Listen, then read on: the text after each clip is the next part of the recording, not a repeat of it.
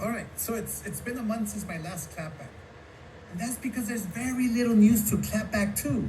Because the boxing media isn't reporting on anything these days. I wonder why. Has anybody else noticed this? Well, I actually did some digging and confirmed many members of the boxing media have been paid off by certain people and essentially muzzled. I mean, these are the facts. For example, 6 of Eddie Reynoso's fighters have tested positive for PEDs. The latest being Jaime Munguia 2 weeks ago. 6 fighters and nobody is questioning this? This doesn't seem suspicious or out of the ordinary to you? We just accept the explanation that everyone is eating tainted meat? Come on, Jesus Christ. Doesn't this warrant an investigation of Eddie's camps?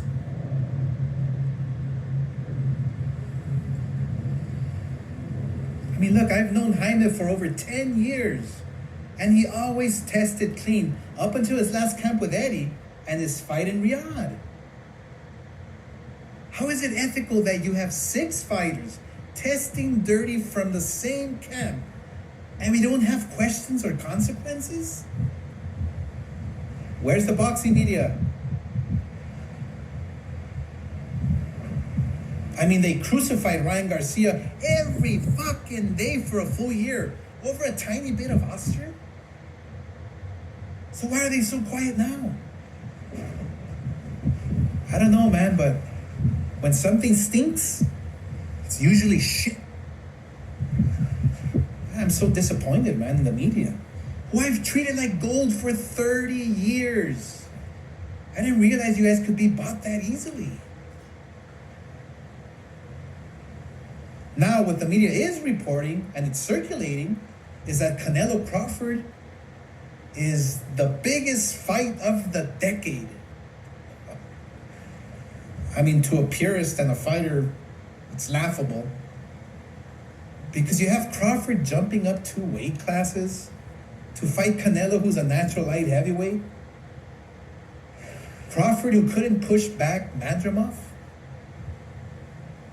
Life and death with Madrimov. What do you think Canelo's gonna do to him? Run him out of the ring. You know what's laughable also?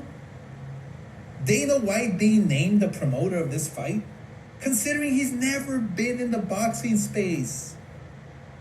Has no stable of boxers. He didn't negotiate shit. And is being handed this fight on a silver platter and called promoter. He's the trust fund baby of boxing. That's it. The trust fund baby of boxing. And get this. The fight will take place during the day on September 13th in Las Vegas. During the day. So Canelo will fight during the day on Netflix just to accommodate UFC Noche later that evening on a different network. So does that mean this fight isn't important? Do they not give a fuck about the fans or viewership? Why is it that Canelo has to fight during the day on Mexican Independence Weekend? And UFC, with a roster of names I've never heard of, is going on prime time. Cinco de Mayo. He's fighting in Riyadh, and now he's fighting during the day on the biggest weekend in boxing. Yeah, Canelo will fight anywhere. Anytime he's told, because he doesn't give a fuck. All he cares is about the money. Doesn't give a fuck about the fans. About tradition, the Mexican weekend tradition. Oh, and Dana, what, now you're turning your back on the UFC? I mean, we all know you've been trying to get into boxing for years on your own and you couldn't do it. Remember Zuffa? Oh, but now that Daddy Turkey negotiated a big fight and he paid for it, you're seriously proud to be the trust fund kid presenting to be the face of this fight.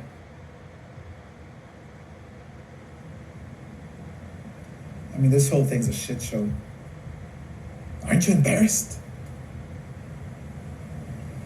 I mean, it would be just like me promoting John Jones versus somebody else in the UFC. You guys would fucking destroy me for me walking into another sport and acting like I know the fuck I'm doing. I mean, insiders are aware that UFC's hundreds of millions of dollars in debt and in a bad spot. But that's no reason to switch sports and leave these MMA fighters hanging, Dana. And don't abandon the fans. They've been begging you for months now to make a great fight in the UFC.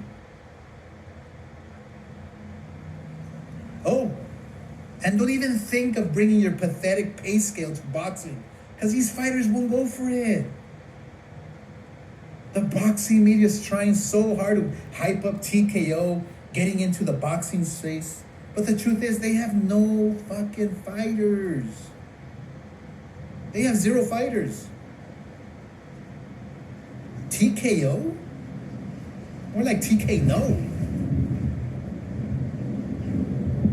Oh, and guess what? Nobody will ever put a muzzle on me. I'll always give you the facts and keep it real.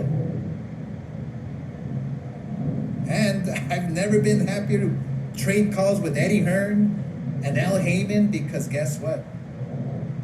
We ain't going anywhere.